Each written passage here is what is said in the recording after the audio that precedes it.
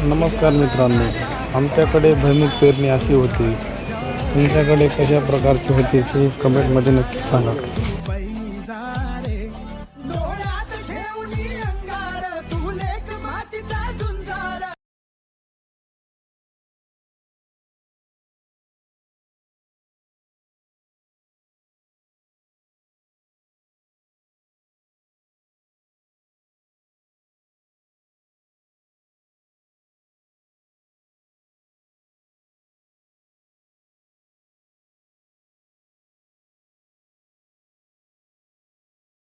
अशाच प्रकारच्या नवनवीन व्हिडिओसाठी आपल्या चॅनलला सबस्क्राईब करा आणि बेल आयकॉनला क्लिक करा.